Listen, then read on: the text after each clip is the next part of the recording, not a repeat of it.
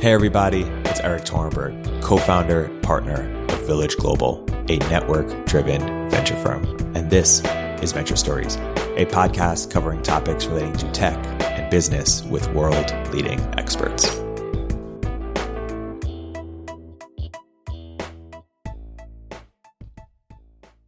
Hey everybody, welcome to another episode of Village Global's Venture Stories. I'm here today with two very special guests. Returning guest, KP, who's running the No Code Fellowship at On Deck, and special new guest, Emmanuel Straschnov, founder and CEO of Bubble. KP, welcome back to the podcast.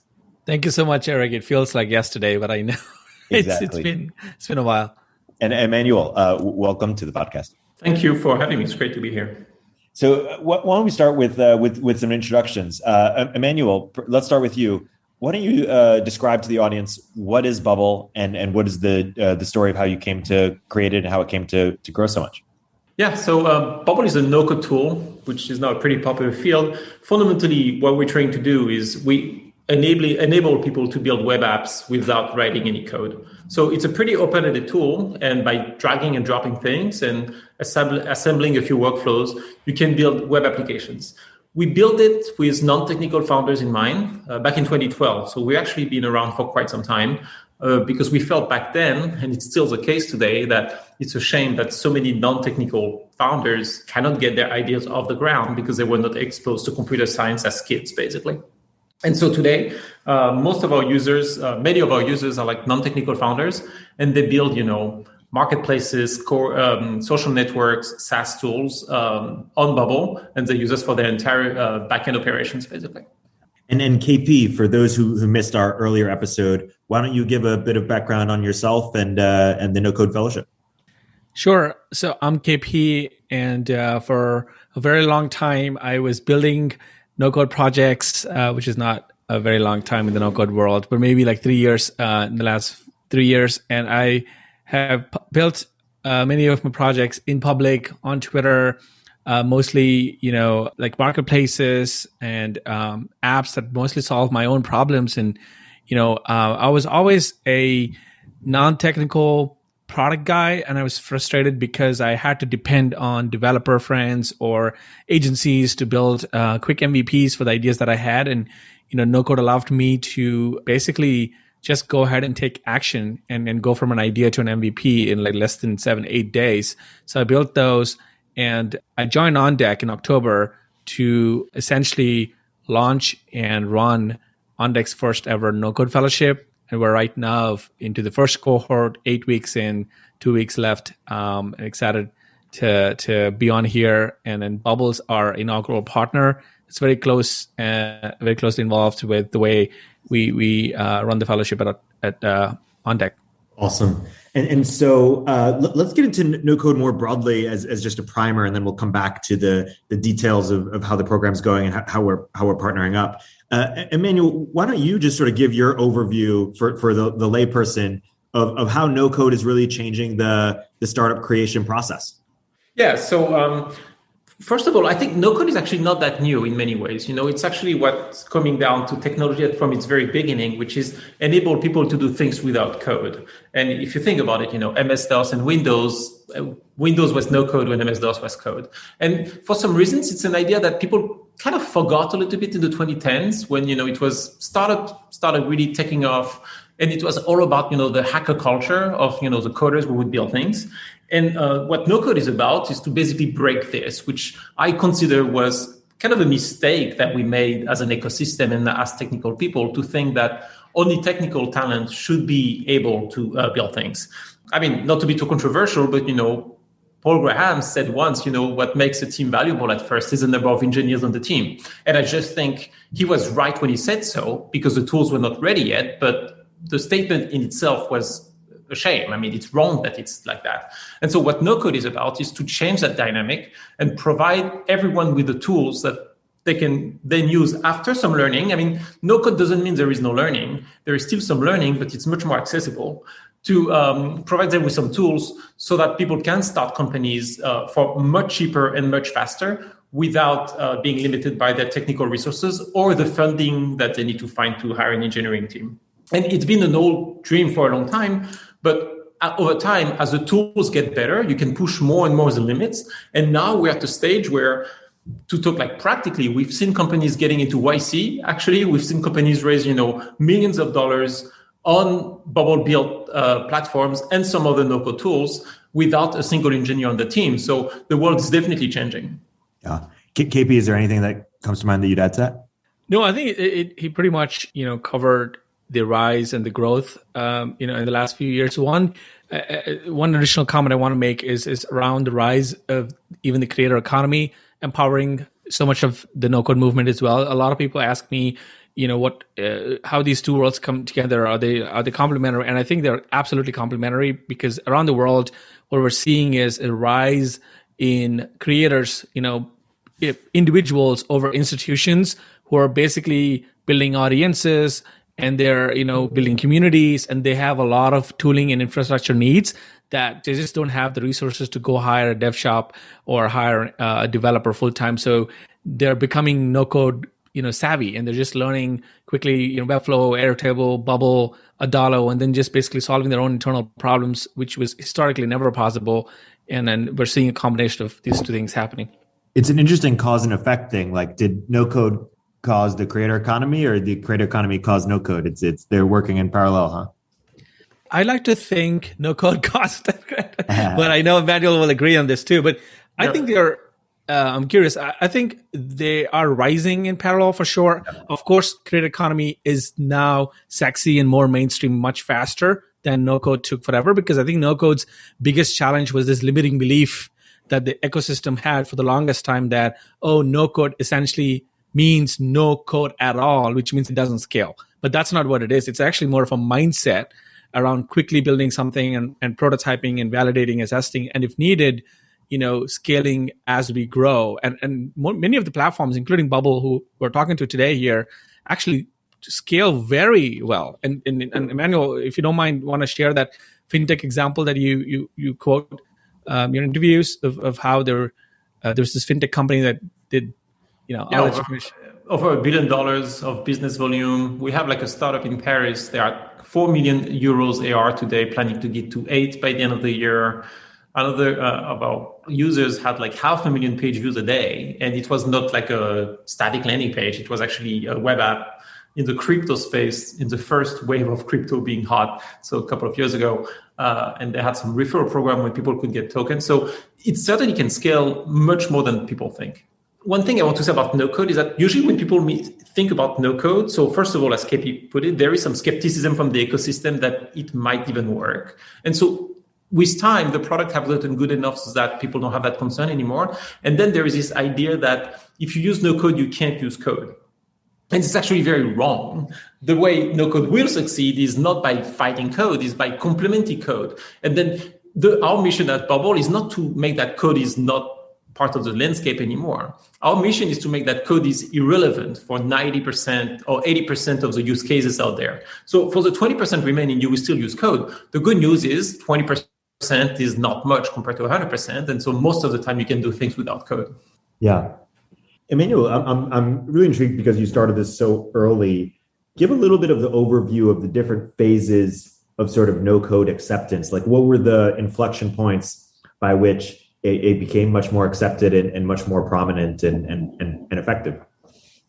So the very first phase for us, between 2012 and 2014 was, wait, why are you doing this? Squarespace is already here and it's great. So that was the first phase where you had to explain, Squarespace is great, but if you want to start Airbnb, you can't do it on Squarespace. So that's what we're working on. But that was not necessarily a messaging that was working very well because the product was not ready yet. Like, no code is very much something that until you have a great product to show, people are not going to believe it. Yeah. Then we have the community of early adopters starting in 2015. In fact, our first visible launch on Product Hunt in October 2015, that went very well. Erik producted very well. So then I think we got on our first week, maybe like 2,000 votes or something, which back then was a lot at that point in 2015. And so that was a community of early adopters playing with it, most engineers were like, this is never going to work. But, product people and non-technical product people in particular started being a little bit more excited about it. And then I think it's toward the end of 2018 where the community of early adopters, Ben, also out of product like Ben Carlson and MakerPad, people started, communicating more about educating the market about no-code, turned it into the point where early 2019, when, Ryan Hoover, it's a lot of product and people here. Ryan Hoover wrote that post about no code where it started being much more on the map as an interesting way to build things. And then it really blew up, at least from what we could see, right at the beginning of COVID, where I think it was not necessarily, there's no logical relation to that, except that people had just more time to learn things. And so they had an opportunity to start spending time learning new tools. And at that point, the tools were just good enough that it became what it is today, where today I hear investors, when people pitch them, hey, I'm building this, they have 2 million of AR and it's built on Bubble, people are not going to be like, oh, I can't invest in this, it's built on no code. People are like, okay, show me what you have. And so we're not at maturity stage yet. I mean, I would consider maturity where engineers use no code themselves, to build things, and we probably need to wait another couple of years to get there. But we're certainly getting to a point where people are not surprised anymore when you tell them you're building on no code. Yeah. You were saying that the why now is partially that people have more time. Where's it going? How do you expect to evolve in the next few years? Well, what I'm hoping, I think that's where it's going, but it's also like a vision I have. So, I hope it turns out to be true. My hope is that 5 years from now, we don't talk about no code anymore. And it's just, the way to build things similarly to, Ruby and Rails, React became the new way to build things. You don't have that many people who use, C++ to do things. It's low level, right? And so I'm hoping that 5 years from now, the default stack will be a no-code platform, hopefully Bubble. But if it's not us, I hope it's someone else because it's very much something the world needs. And then engineers will just be part of the picture when something new is needed and they need to extend the platform with code. That's where I hope it's going. KP, anything you'd add to where you hope for the future of no-code? I think what I'm seeing is a rise of a new identity, both within organizations like fast-growing startups and also even folks who are building side projects. And that identity is basically a builder, right? So I think what we'll see as in the next 5 to 10 years is a lot of the traditional product managers, traditional marketing / growth managers or growth employees at companies will sort of embrace this builder persona, and they will sort of build internal tools or external tools to sort of solve their own problems and just not depend on already under-resourced engineers / product development teams. So I think that would be an interesting curve that I'm watching closely. And I think the rise of this builder class is inevitable, combined with the fact that there's also a rising of creator class. So it'll be fun. Yeah. One thing that's interesting that we're both seeing, or we're all seeing, is because it's so much easier to get something off the ground these days because of no code, people don't have to raise money right away. And so I'm curious, and I know you have a bunch of thoughts. This is maybe to start with you, same with KP, is how you think about just sort of bootstrapping versus being VC backed in a world where it's so much easier to get something off the ground, and increasingly so. I'm a big evangelist for bootstrapping. I bootstrapped myself for 8 years or 7 years. So I of course, it's something pretty close to my heart. The real value of this, the reason it's important is because a lot of people did not have access to capital. And that's where it was a tragedy, is that if you were not connected, and, Silicon Valley has tried a lot of things to make, people that are not in natural circles that naturally have access to capital, make it easier for them to fundraising, but it's actually really hard. It's a hard problem to solve. And so the reason why this matters is not necessarily that, it's cheaper to start companies for people who would have been able to raise money anyway. This is better for people that are in locations that don't have access to capital and can now keep product off the ground.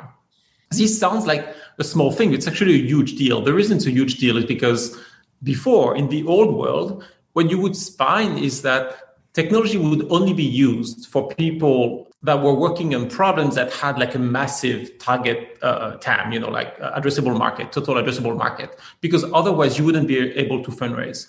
And it's actually, it goes back a little bit then to the founding story of Bubble, actually. So the founding story of Bubble is Josh. So my co-founder, before starting Bubble, was the technical co-founder for a niche startup. And that startup was building a better tool for a profession that does not really exist anymore, I think. But back then, 10 years ago, it was a professional image keyworder. And so that profession, the title was keyworder. So they would put keywords on pictures, for photo stock companies. And they built a great product, but the problem is there were probably a few hundred people in the world that wanted that product. And so they didn't redo the market sizing beforehand because his co-founder back then was a image keyworder, and he really felt there was a need for that. And eventually Josh had to leave because the company was not making enough money. And he felt very bad about this because these people deserve beta software. You don't have many of them, but their job is much easier with a better piece of software. But because the market was too small, it could not support an expensive engineer. And that's where creating something that makes that you don't need to raise money and you can bootstrap businesses is very important, because it just makes sure it ensures that the use of technology is possible in places that would not have seen technology before. And that's true for professions, communities, regions, countries. You can go that everywhere on the spectrum. Yeah. I can give some actually tangible examples just from like ODNC 1. I was blown away by the first cohort's diversity of ideas and the sources of these, fellows, where they came from. So we have, a fellow in Nigeria building an Upwork for stay-at-home moms in that country, who were impacted by COVID-19 job loss. And I thought that was brilliant. She again didn't need anyone's permission, first of all. Second of all, she didn't need any fancy technical co-founder or a dev shop to take action. And she built that in the cohort, while we were all watching, and we were all seeing her idea come to life, and she leveraged a bunch of no-code tools like Airtable and Bubble, and it was fascinating to watch that. And then there's another example I want to highlight, which is a fellow from Australia who is using no-code in the niche of radiologists. So he's basically tapping into a no-code AI platform called Levity, and he's helping radiologists track and maintain the patients who had these radiology appointments, and basically to make sure the next time, if they don't have a lot of the difference between the sequence of images, they don't need to go and have an appointment, etc. It's such a very niche use case. And of course, it's a problem that he faced and he saw that other radiologists faced. And this is a guy who lives in that domain, and he's a specific domain expert, and he just built a solution to solve this problem. I think we're going to see millions of such use cases, Erik, much more than someone trying to build a horizontal platform for every doctor or radiologist on the planet. Yeah, that makes a lot of sense. And let's go deeper on the fellowship a bit.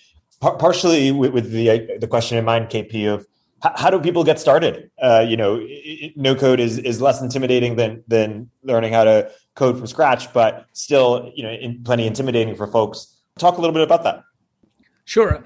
No code is definitely, one of the myths in the no code space is that people assume no code equals no learning. It's actually not. There is learning, as Emmanuel pointed out earlier.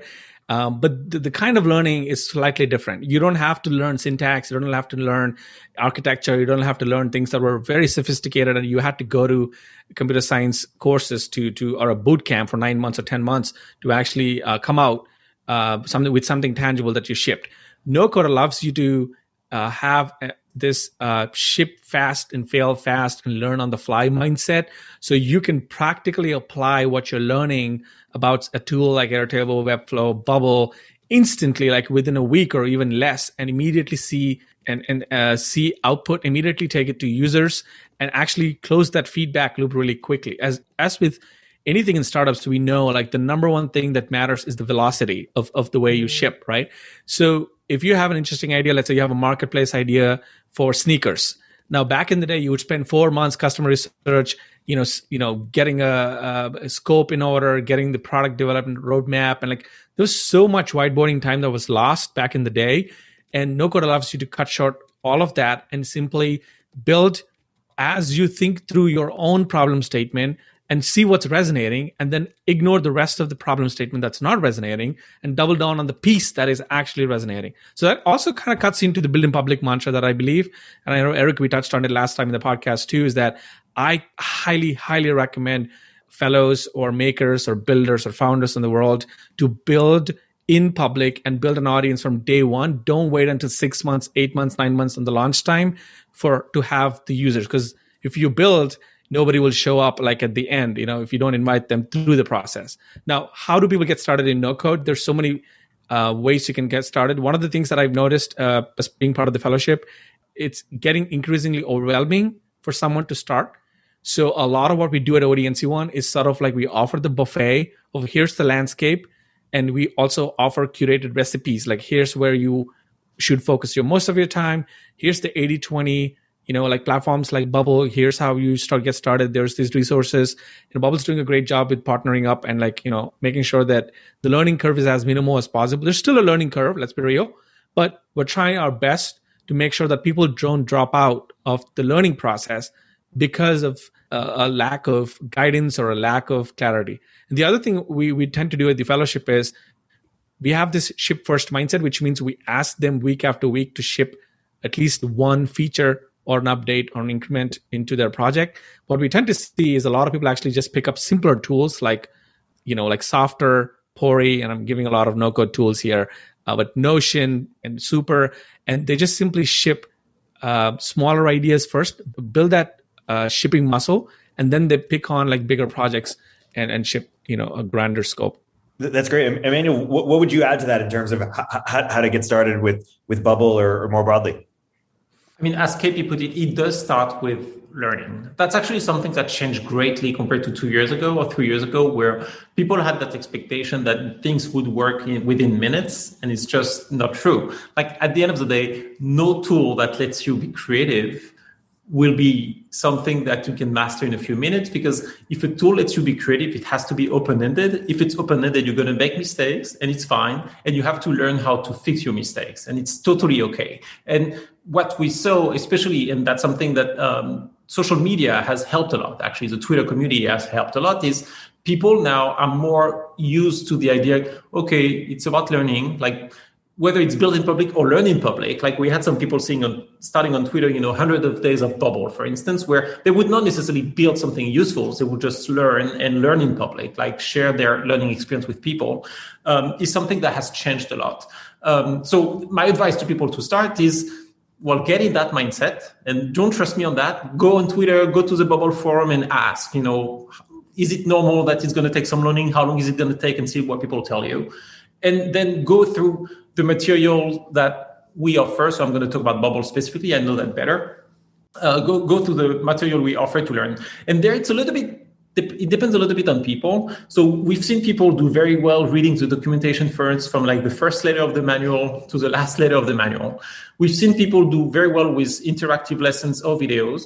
We started our own boot camps, Bubble boot camps. We partnered with OnDeck, and so we've seen people learn very well through the OnDeck fellowship as well, where, in addition to learning the technical skills, you have also other things about the no-code movement that are being showcased that bring additional context that is very useful.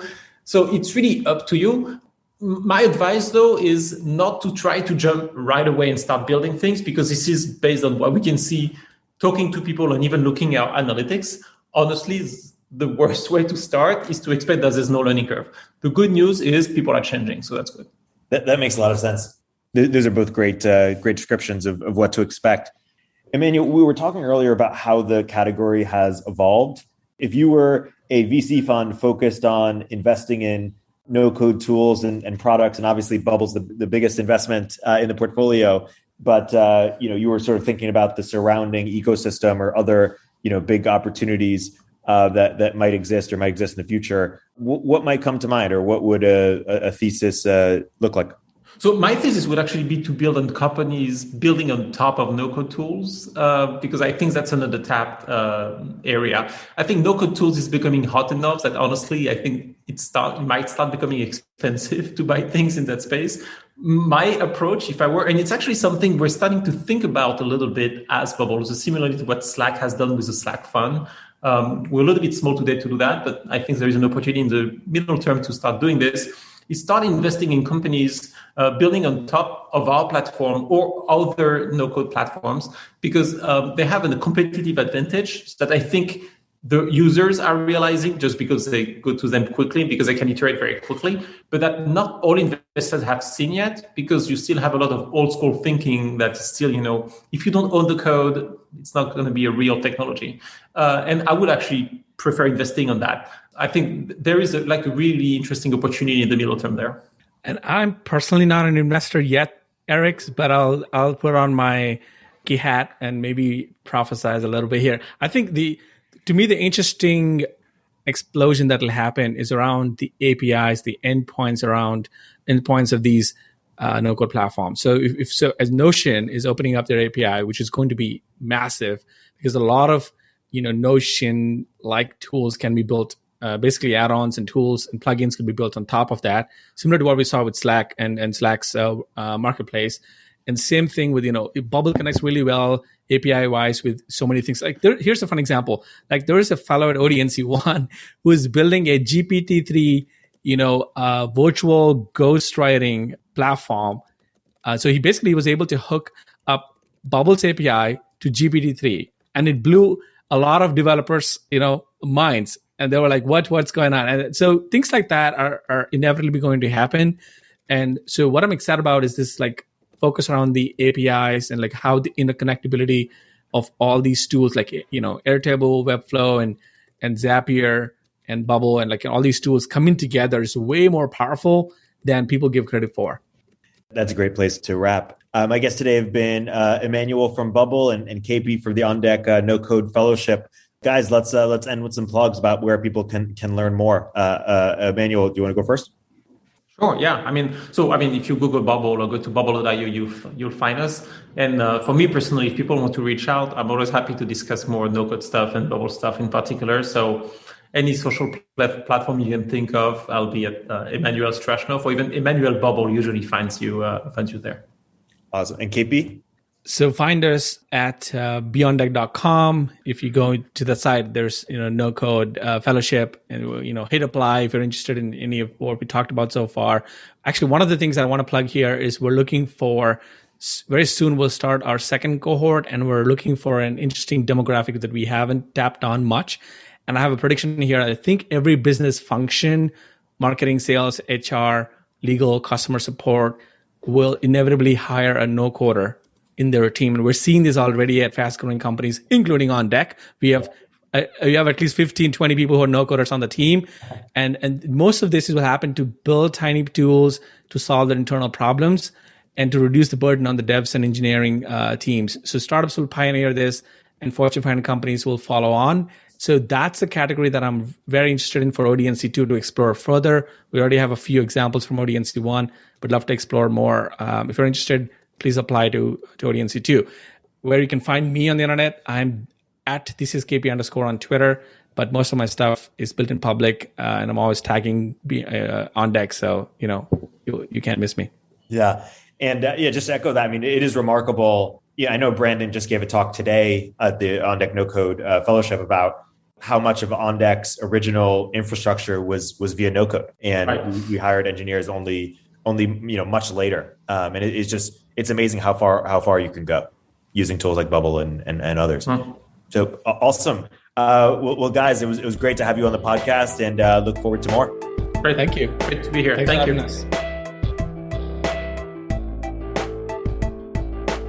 If you're an early stage entrepreneur, we'd love to hear from you.